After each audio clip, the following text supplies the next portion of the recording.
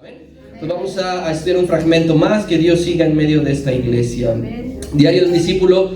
Vamos al día número 75, que le he titulado Busquemos a Dios. Y le vamos a dar lectura de los versos 20 hasta el 20. Había ciertos griegos entre los que habían subido a adorar en la fiesta. Estos pues se acercaron a Felipe, que era de Betsaida de Galilea, y le rogaron diciendo: Señor, quisiéramos ver a Jesús. Felipe fue y se lo dijo a Andrés. Entonces Andrés y Felipe se lo dijeron a Jesús. Jesús les respondió diciendo: ha llegado la hora para que el Hijo del Hombre sea glorificado. De cierto os digo que si el grano de trigo no cae en la tierra y muere, queda solo, pero si muere lleva mucho fruto. El que ama su vida la perderá, y el que aborrece su vida en este mundo para vida eterna la guardará. Si alguno me sirve, sígame, y donde yo estuviere, allí también estará mi servidor. Si alguno me sirviere, mi Padre le honrará. Busquemos a Dios. Esta porción que acabamos de leer, la vamos a estudiar en dos partes. Es imposible verlo en una sola porque contiene una gran riqueza espiritual que haría muy simplificado si lo viéramos todo el día de hoy. Así que si Dios nos permite, la siguiente semana veremos la segunda parte. No quiero que pase desapercibido, no quiero que olvidemos, hermano, que esto que seguimos leyendo tiene lugar en medio de un ambiente totalmente tenso. No podemos olvidar eso, no podemos desenfocar que en donde está el Señor hablando con sus discípulos, Él tiene sentencia de muerte. Porque hay una presión, de momento será religiosa. Hasta este punto, únicamente la presión sobre el Señor es religiosa.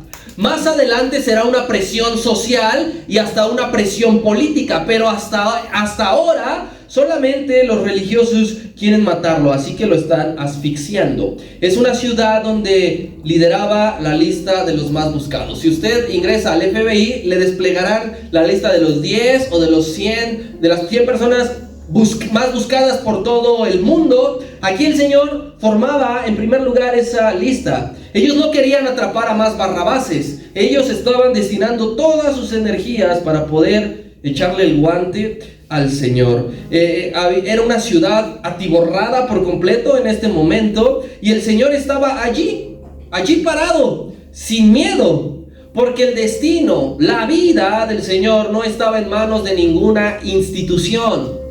No dependía de que, y si estos me ven, y si alguien va y les echa pues el pitazo que estoy aquí. Él no tenía miedo.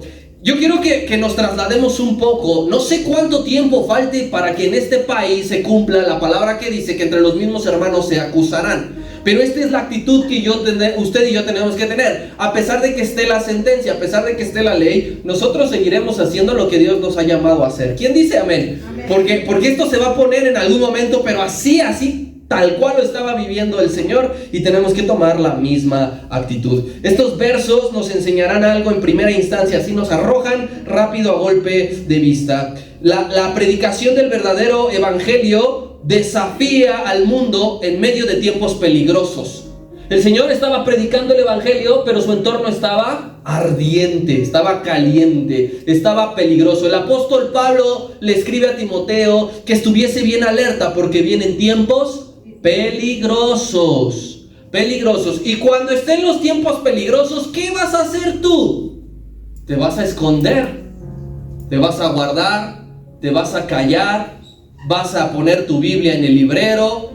¿Ya no vas a venir a la iglesia? Cuando estén los tiempos peligrosos que están profetizados, que están señalados, ¿qué vas a hacer? El Señor seguía predicando, no callaba a pesar de la ebullición humana en su máximo esplendor, sino que siempre estaba abriendo la boca para exponer un mensaje de salvación, porque aquí expondrá un mensaje de salvación. Es lo que nosotros tenemos que hacer. No tenemos que decir, nos tenemos que reunir para decir, vamos a hablar en contra del gobierno, que lo que está haciendo definitivamente no está bien, que deberíamos de estar. No. Cuando lleguen esos momentos, cuando se ponga más peligroso el asunto, hay que seguir hablando y predicando la palabra del Señor. Amén. Versículo número 20 dice así. Había ciertos griegos entre los que habían subido a adorar a la fiesta. Recuerda, la Pascua estaba a escasos días y subieron unos griegos a adorar. En la época del Nuevo Testamento, esta en que estamos, había tres culturas demasiado influyentes en el mundo. Si nosotros pudiésemos hacer una evaluación ahorita, siglo XXI, año 2023, podemos decir que la cultura de los Estados Unidos con su capitalismo está influyente en todo el mundo. La cultura de los italianos con la moda, la cultura de los franceses con la elegancia. Bueno, aquí en este tiempo había tres culturas que absorbían todo el medio social. La principal cultura era la romana, porque tenían el poder político, como lo vemos. Los judíos tenían la libertad de profesar su religión, pero estaban sometidos bajo el gobierno de un César, ¿sí? Los romanos controlaban el mundo social. Ellos decidían cómo.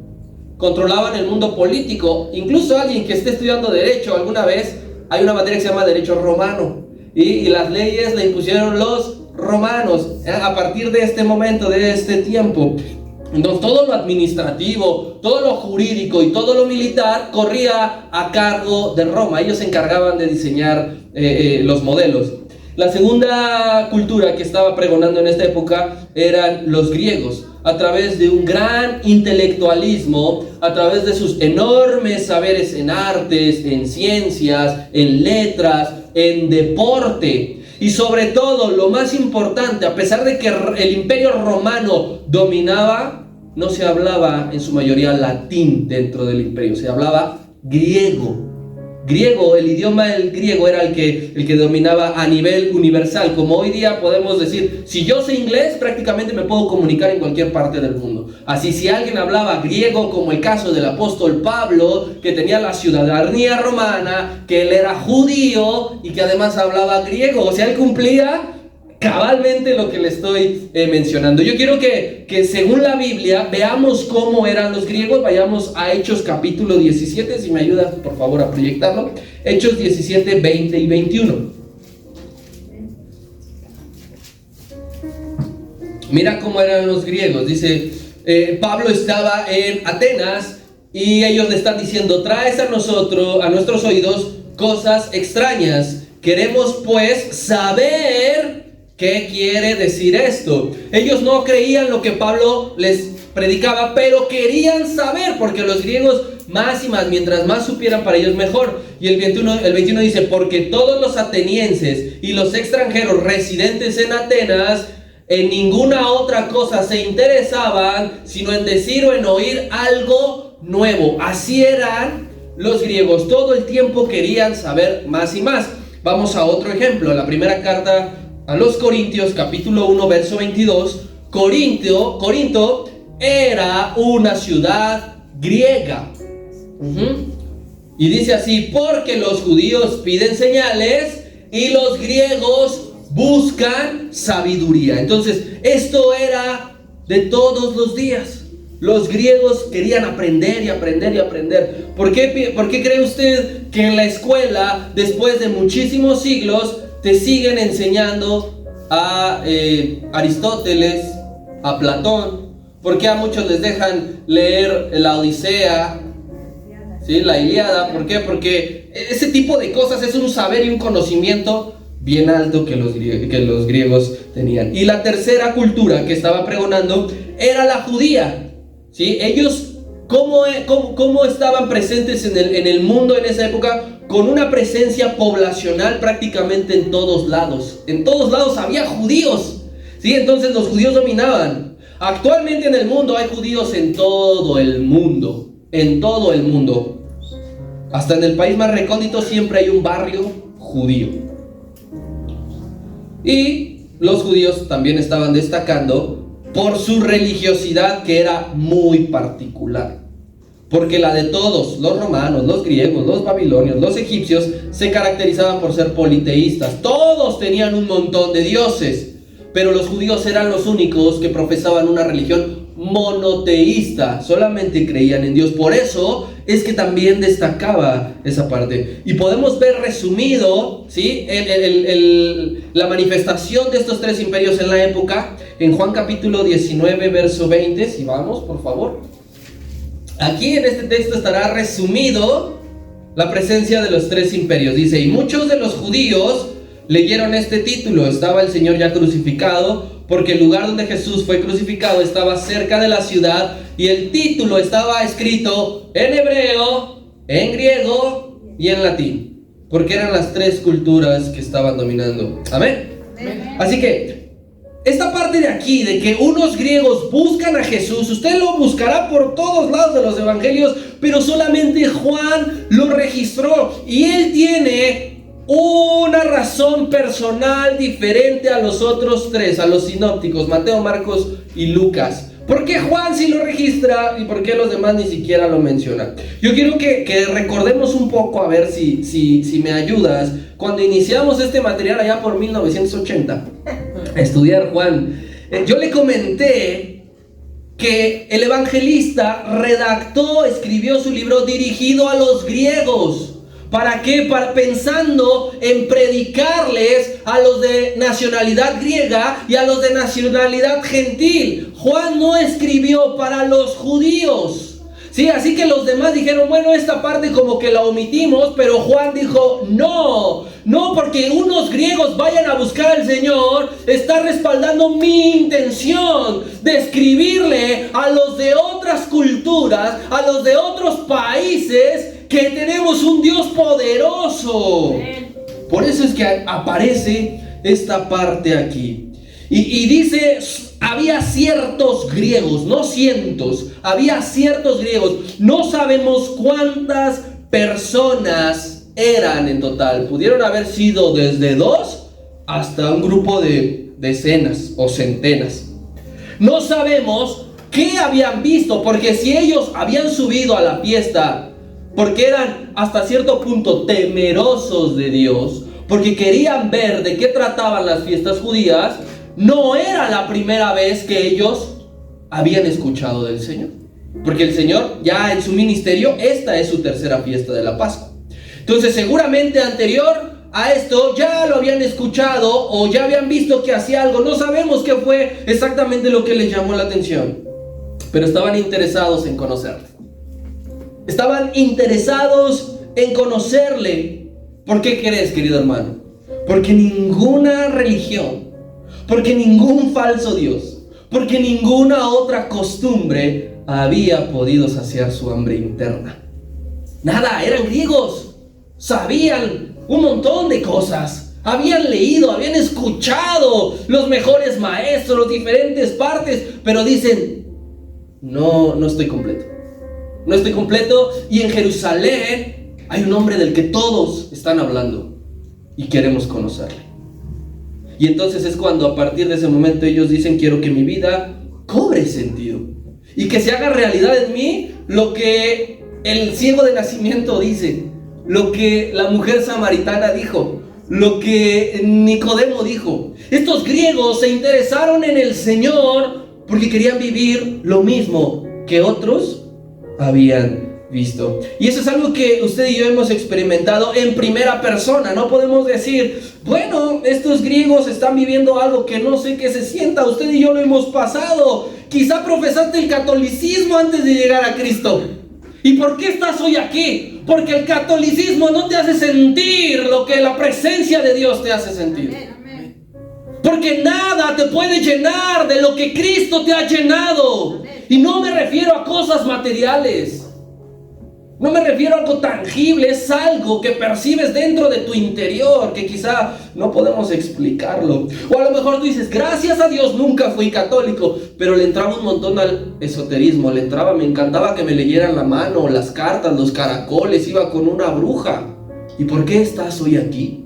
¿Por qué leías antes el zodiaco? ¿Por qué comprabas el periódico? Te ibas exactamente a la última página y decías, hoy vístete de morado, parecías Barney. ¿Y por qué estás hoy aquí? Porque nadie puede llenar lo que Él hizo. Estos griegos estaban, no, ya fuimos aquí, ya fuimos allá, ya comprobamos esto, ya experimentamos esto que nos dijeron en este lado. No, vamos, busquemos al del que están hablando, porque solamente Cristo se amolda a la perfección de ese hueco que tú tienes allá adentro, o que tenías allá adentro.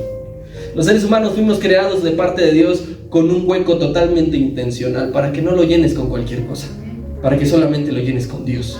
Y es cuando le buscas y lo encuentras que dices, esto era lo que me hacía falta. Esto era lo que mi alma tanto deseaba. Versículo 21 y 22. Y dice, estos griegos se acercaron a Felipe, que era de Betsaida, de Galilea, y le rogaron diciendo, Señor, por favor, tíranos esquina, danos chance, queremos conocerle, queremos ver a Jesús. Y Felipe fue y se lo dijo a Andrés. Y entonces Andrés y Felipe se lo dijeron a Jesús. Estos griegos no fueron directamente a Jesús. Quizá porque tenían pena, ¿verdad? A lo mejor lo vieron allí. No, háblale tú. No, te va a ti. No, ándale, mira, ya se va, vamos. A lo mejor fue por pena, porque la figura del Señor Jesús no es que fuera prepotente, pero su autoridad imponía y no cualquiera se atrevía. Necesitabas fe para acercarte al Señor, necesitabas valentía. A lo mejor ellos no se acercaron directamente con Él porque tenía pena, o porque en ese momento que ellos llegaron, el maestro se encontraba dentro del templo, en algún área restringida para gentiles. Si tú recuerdas cómo se constituía el templo, la zona más grande era el patio de los gentiles. Hasta allí podían llegar los romanos, los griegos, los que ustedes me digan. Después había un espacio para mujeres, después había un espacio para varones, después había un espacio para sacerdotes, y luego estaba el lugar santísimo. Entonces a lo mejor el Señor se encontraba en el lugar para los varones judíos y estos griegos no podían cruzar, porque si alguien cruzaba siendo gentil al lugar de los judíos, inmediatamente lo mataban. Entonces, como dijeron, bueno, el Señor está allá adentro, pero no surge, se acercaron a un hombre, a Felipe. Preste usted atención a quién se acercaron, a Felipe. ¿Por qué? Dos razones por las cuales seguramente se acercaron a Felipe. Número uno, el nombre de Felipe es nombre griego. Entonces dijeron, este es nuestro carnal, este es nuestro compañero. Este nos va a tirar a esquina porque se llama como nosotros y seguramente a lo mejor su descendencia tiene sangre griega. Razón número dos, porque era de Betsaida y en Betsaida era una ciudad con muchos gentiles. Entonces dijeron, este puede ser esa persona que se porte buena onda porque nos puede entender. Por eso lo habrán elegido como el intermediario entre los griegos y Jesús. Pero no perdamos de vista lo siguiente. Los griegos no sabían que era Dios quien los estaba dirigiendo con la persona correcta. Era Dios quien los estaba llevando. ¿Recuerdas cómo fue el curso de los magos que iban a ver al Señor? O sea, los magos no sabían ni por dónde estaban caminando. Ellos solamente dijeron, sigamos la estrella y donde se detenga, allí es. Estos griegos dijeron, vamos a acercarnos, pero no eran ellos quienes estaban decidiendo con quién acercarse. Era Dios quien les estaba guiando con Felipe. Yo quiero que eso lo recordemos, que lo tengamos bien presente. Estas personas le rogaron, dice aquí, le rogaron. Para que tú le ruegues a alguien, ¿será con una vez? ¿Será con 2 veces? ¿Será con 3? ¿Cuánto se necesita decirle a alguien para considerar, ya le estoy rogando? Pues ya me está rogando. ¿Cuántas veces? Estos hombres, yo creo que Felipe, estate quieto, ya vete para allá, te dije que no. No seas necio, no me estés molestando. ¿Te acuerdas? Los discípulos hacían eso. ¿Qué le hicieron a aquellos niños? Los reprendían. ¡Váyanse, chamacos latosos! ¿Qué le decían a Bartimeo? Jesús, hijo de David, cállate, despídelo. Entonces me imagino que Felipe, los griegos le rogaban porque Felipe estaba ya, cállate, tienes otra cosa que hacer. Pero mira el deseo ferviente de este grupo por conocer al Señor. Deseo ferviente. Si alguien a ti de mala manera te dice que no a algo, difícilmente se lo vuelves a pedir. Va a decir, para mis pulgas, ni que fueras talla 7 o cosas así, ¿no? Pero estos no, tenían un fervor dentro de sí y no pararon, rogaban. Y aquí lo más importante, aquí no está especificado, querido hermano, pero estos griegos buscaban al Señor de una manera distinta, no para sacarle ningún milagro, como tantos y tantos otros que se acercaban. ¿Recuerdas al centurión? Querían un milagro. ¿Recuerdas a Jairo?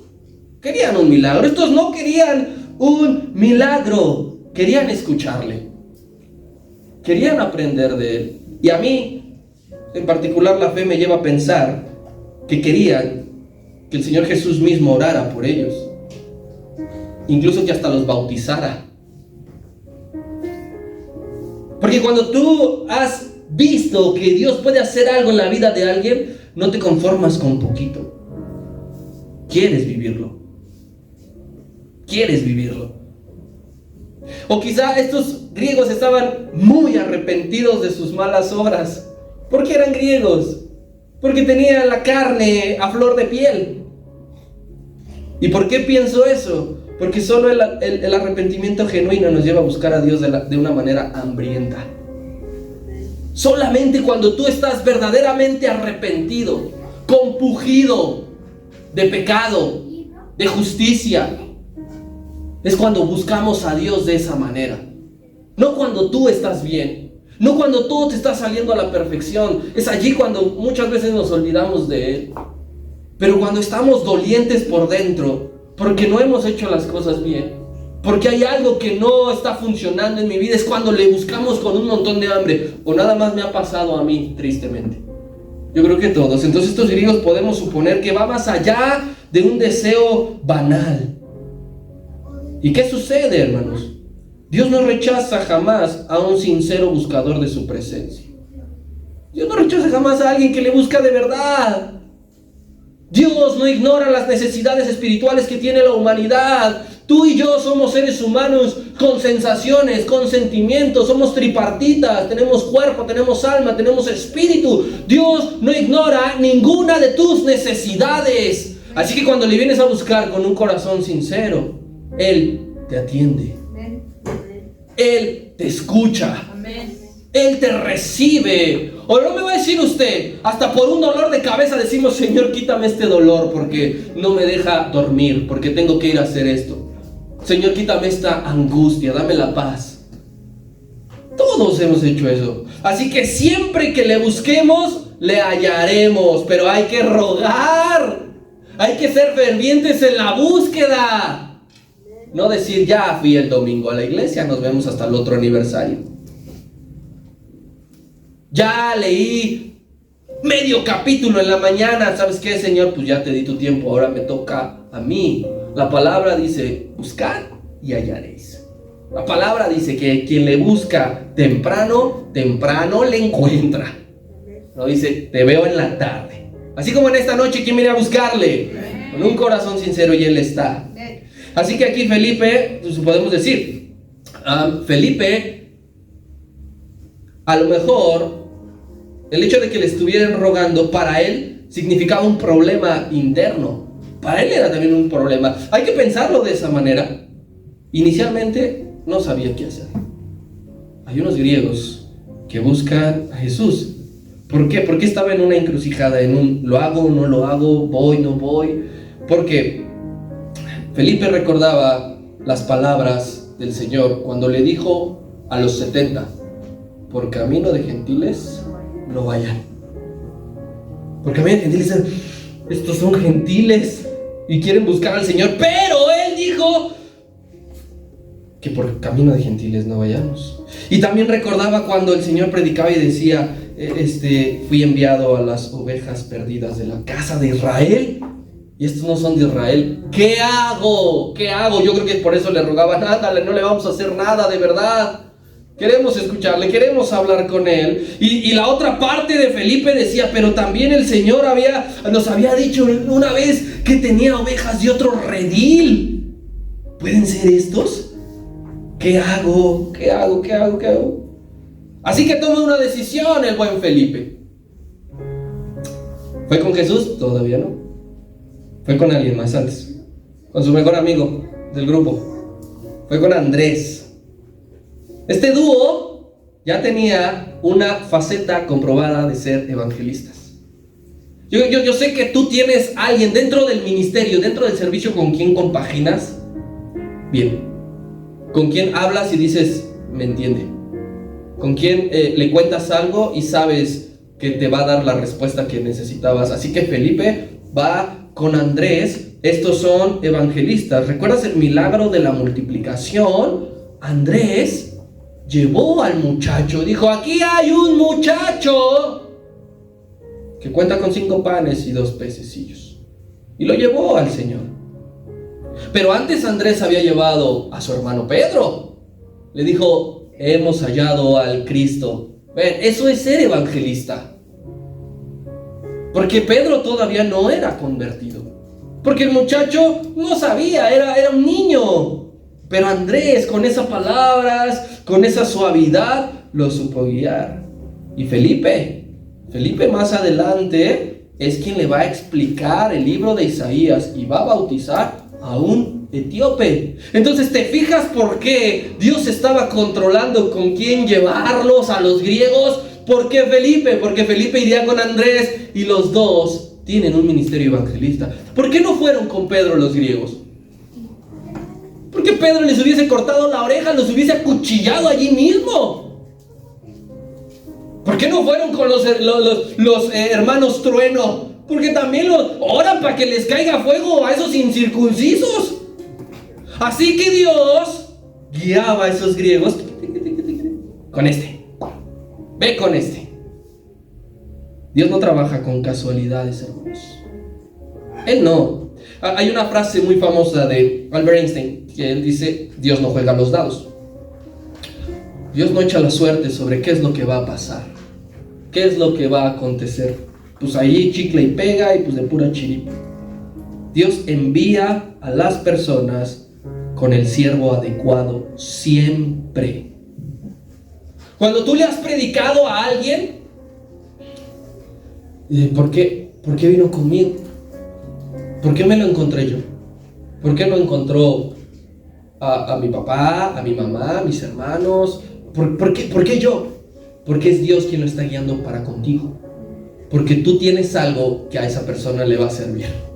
No sé si alguien aquí tiene el corazón de evangelismo y de decir, hay que predicarle a la gente. Y aquellas personas que llegan a ti es porque Dios te las ha enviado con un propósito en particular. Porque Dios te conoce. Porque sabe lo que hay en tus labios. Porque sabe lo que hay en tu corazón y a esa persona le ayudará. Dios nunca lo enviará con la persona incorrecta. Pero el discípulo con el cual Dios envía a esa persona tiene que estar dispuesto. Tiene que estar dispuesto en amor para hablar con la gente, para escuchar a la gente. El discípulo tiene que estar listo para tomar cualquier oportunidad que se le presente. Un discípulo con corazón de evangelista no dirá jamás, ahorita no tengo tiempo. Un discípulo con corazón de evangelista para lo que está haciendo por atender a quien Dios le mandó. A veces decimos, Dios, úsame, mándame gente para predicarle. Y cuando te manda a alguien, tú le dices, en otro momento, pues no que quieres a alguien. No que quieres a alguien. Y sobre todo, el discípulo, cuando le vienen a él, tiene que estar preparado en conocimiento. No puedes tú hablarle a la gente con un desconocimiento e ignorancia de las escrituras y de Dios total. Tienes que conocer de quién estás predicando. Tienes que conocer de quién estás hablando. Felipe lo sabía, conocía a Dios su corazón y por eso le dijo a los griegos, vayan con él. Porque el mismo caso de Felipe, ¿qué sucedió cuando bautizó al etíope? Se transportó. Se transportó. Entonces Dios lo envió específicamente a él, a ese lugar, a esa zona, porque había alguien que necesitaba escuchar. Entonces, querido hermano, nadie con el corazón correcto será una molestia para el Señor. Nunca. Esa persona tiene el corazón correcto, tiene la intención correcta, para Dios no representa una molestia. Le va a decir: te estaba esperando, qué bueno que ya llegaste. Pero alguien que no tenga el corazón correcto y que no vaya con una intención adecuada, sí molesta al Señor. Porque nuestro Dios no es chequera de nadie, no es el médico particular de nadie, no es el alcahuete de nadie. Cuando tú vas porque siempre quieres conocerle y saber más de Él, Él te dice: bienvenido, amén, con los brazos abiertos. A las personas, hermanos, hay que acercarlas a Dios con nuestra predicación y con nuestro comportamiento. Hay que acercarlas a decir: ah, sí, yo lo conozco, es por acá. Ah, no te preocupes, te sientes así, te sientes así. No te fijes, yo estaba peor que tú. Y Él es la persona correcta. Él es lo que necesitas para saciar tu alma. Entonces, a las personas hay que hacer un imán para que vengan a Dios. Hay que llevarlas con Dios. No hay que alejarlas con nuestras actitudes. Cuando venga la gente a buscarte, a preguntarte, no las alejes. Ah, ¿qué te importa? Ah, a mí me costó años. Pues que a ti, tú también sufre. Hay que acercarlas. Así que Dios, prepárate, hermano, porque Dios te enviará personas con ciertas características que necesitan que les hables de Él. Toma la conciencia, toma el corazón, toma la actitud de Felipe, porque ese es el deseo de su pueblo, que Dios envíe gente para que le prediquemos. Porque aquí hay de dos tipos de predicación. Número uno son los que Dios te mandará, y otros son los que nosotros hay que salir a buscar. Son dos diferentes y hay que hacer ambas. Hay que hacer ambas. Porque claramente la Escritura dice en el libro de los Hechos: y el Señor añadía cada día a los que habían de ser salvos. ¿Quién hacía la chamba? Dios. Él los enviaba. Pero la gente, nosotros, tenemos que recibirlas de buena manera. Pedimos que vengan visitantes, traer visitantes, queridos hermanos. Y cuando lleguen, hay que darles la fórmula correcta. Hay que darles el camino adecuado. Hay que guiarlos. Hay que orar por ellos. Hay que invitarlos. Hay que abrazarlos para que conozcan al Dios que usted y yo ya conocemos. Así que estos griegos que buscan al Señor representan en lo espiritual que el Evangelio también está disponible para aquellos que son de un mundo culturalmente más amplio. Ya dijimos que los griegos representan la ciencia, la sapiencia, el conocimiento. El Evangelio también está disponible para personas estudiadas. Yo le aseguro que va a haber médicos que sean salvos. Va a haber arquitectos, abogados, políticos que son salvos porque la razón y la fe no están peleados. Así que tú digas: no voy a estudiar, no voy a agarrar mis libros de historia, no voy a agarrar mis libros de matemáticas, de física, no, porque no quiero que todo eso me confunda. No. Porque el Señor también vino a morir en la cruz del Calvario por aquellos que tendrían la posibilidad de llegar académicamente bien alto, bien lejos. Cristo no solamente vino a los pobres y a los marginados, Cristo también vino a los letrados. Hay muchos maestros en universidades que también tienen el deseo de conocer al Señor, pero a veces su ego se los impide. Pero ellos dicen: yo tengo maestrías, tengo doctorados, he estudiado diplomas, y siguen teniendo la espinita de Cristo Jesús en su corazón, porque el Evangelio no está negado para ellos.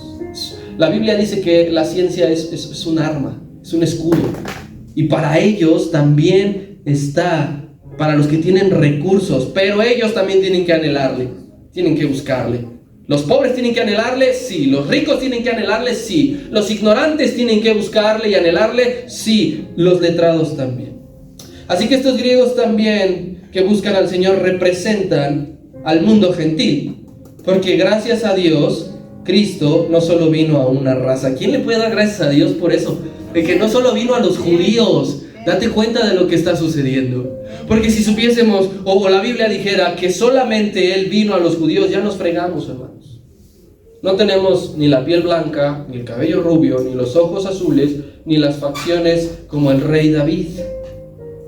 Nosotros somos todo lo contrario, prietitos, chaparritos, raspositos de piel, velluditos.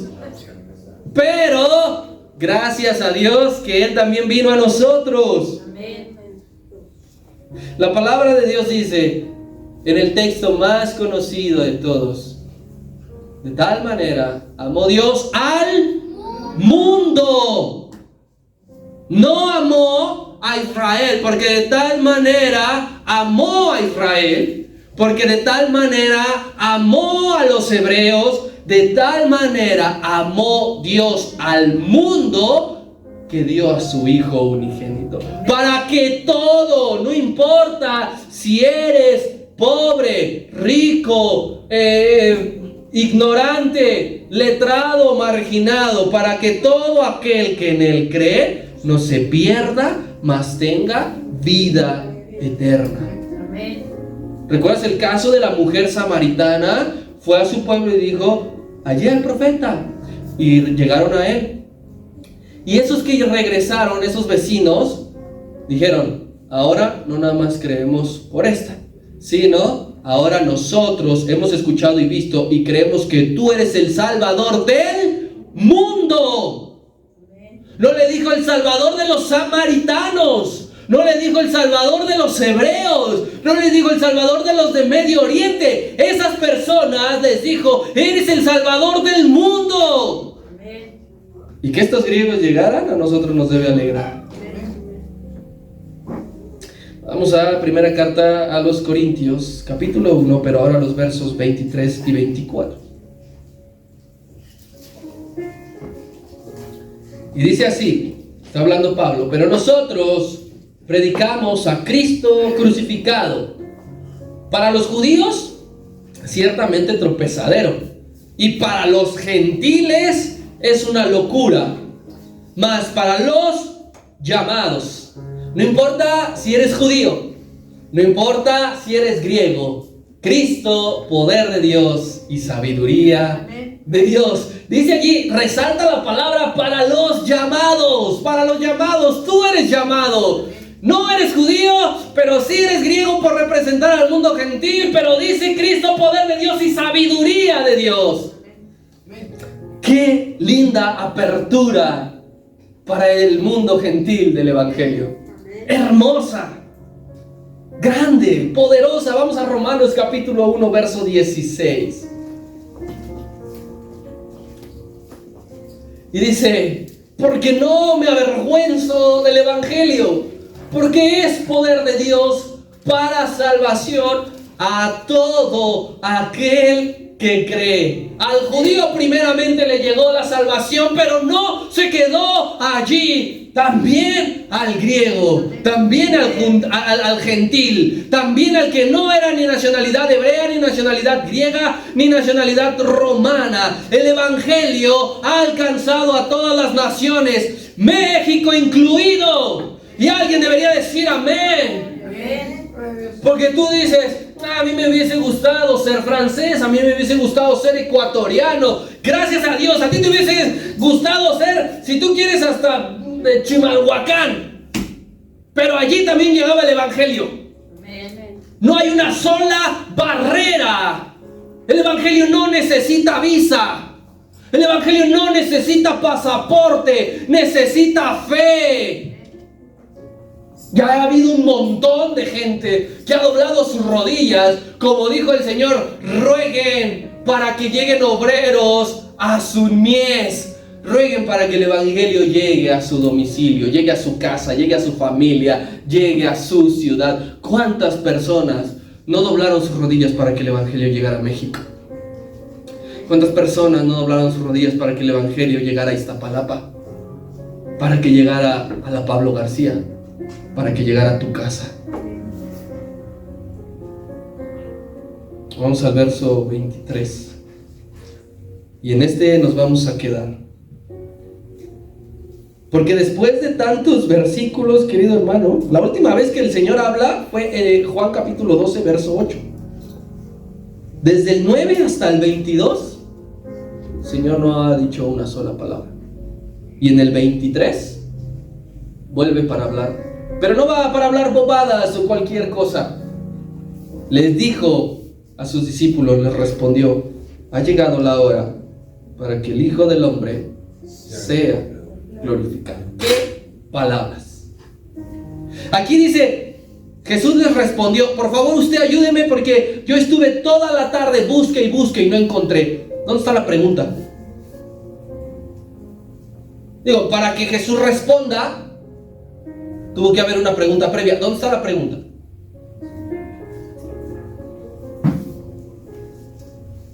No se preocupe, es que no hay pregunta. ¿Recuerdas qué pasó con Nicodemo? Exactamente lo mismo. Llegó Nicodemo y dice allí, y Jesús le respondió, pero Nicodemo todavía ni le preguntaba nada. ¿Cómo es que aquí? ¿Quién le preguntó? ¿Quién le dijo? ¿Los griegos? ¿Los discípulos? Pero el punto es, lo importante que Jesús dijo, ha llegado la hora. Lo importante es el mensaje. Lo importante es lo que dice. Dijo, la hora llegó, muchachos. El tiempo se cumplió. Y Cristo lo sabía. No le sorprendió. Los estaba esperando.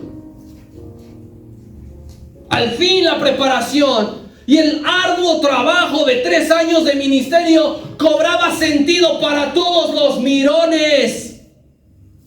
Para los que no movían un solo dedo. Para los que se la pasaban criticando. Después de 3 años, al fin verán y entenderán por qué hizo eso el Señor. Necesitamos tiempo para entender y decir la hora ha llegado. Necesitas tiempo. No pretendas, hermano, que mañana ya te llegue la respuesta por paquetería. Allí en tu cama hay una hora señalada de parte de Dios. Hay algo que Él ha planeado en el cielo para tu vida y nadie la alterará. Ni los que te quieran matar, ni los que deseen tu mal, ni tus enemigos, ni nadie. El Señor Jesús dijo con un profundo alivio: la hora ha llegado. Pongan atención. Yo quiero que tú recuerdes rápidamente que esta frase ya la había dicho a la inversa anteriormente. Eran las bodas de Cana. Su primer milagro. Su primer evento público que tiene registrado el Señor. Y su madre va y le dice: hijo mío, ya se nos acabó el vino. Y él le dijo: ¿qué tienes conmigo, mujer? Porque mi hora no ha llegado. 3 años después, les dice, ya sea a los griegos o a los discípulos, ya llegó mi hora. Ya llegó mi hora. Hubo otra ocasión cuando el Señor tiene que huir a la montaña y esconderse porque dice que le querían hacer rey, y Juan añade, porque aún no había llegado su hora. Al principio no era su hora. A la mitad no era su hora. Había una fecha. Y el Señor dice, ahora sí, es la hora. Juan entendió después, mucho después, de qué se trataba las frases: mi tiempo no ha llegado y la hora ha llegado. Ni se adelantó ni se atrasó. Se hizo al fin realidad, hermanos, que mientras su propio pueblo lo rechazaba, de otras naciones le buscarían. Amén. Mientras los otros se burlarían, pedirían un ladrón, lo golpearían, de otras naciones, al fin estaría abierta la puerta. Amén. Y lo grandioso de esto es que aún en tiempos del apóstol Pablo, que él era el que luchaba con esta religiosidad de que un gentil no podía entrar al templo, el Señor abrió la puerta mucho antes que ellos. Y les dijo, ya está abierto el camino, pueden pasar. La hora ha llegado cuando el mundo entero le buscaría. Y no solo le buscarían, sino que serían aceptados como hijos de Dios. Que serían aceptados como su pueblo, sin importar la nacionalidad, sin importar el idioma. Somos llamados a ser familia de Dios, hermano. Somos llamados a ser hijos de Dios, no engendrados de carne ni de sangre, sino por voluntad de Dios. Y quien quiera reclamar su nacionalidad, quien quiera reclamar la exclusividad, que se lo haga de allá arriba. Pero yo me gozo que Él me dijo, la hora ha llegado, acercaos a mí y me acercaré a vosotros. Así que este versículo 23 es uno de los grandes momentos del cristianismo en la historia de la humanidad. Podremos decir cuando Él grita, Tetelestai, sí, pero este hermano, es uno de los grandes momentos que el cristianismo debe de agradecer, cuando el mundo entero manifestó un interés genuino en Dios, un deseo ferviente, verdadero, y cuando le buscas, Él se revela y se hace presente en nuestras vidas. Gloria a su bendito nombre. ¿Por qué no le damos un aplauso al Señor?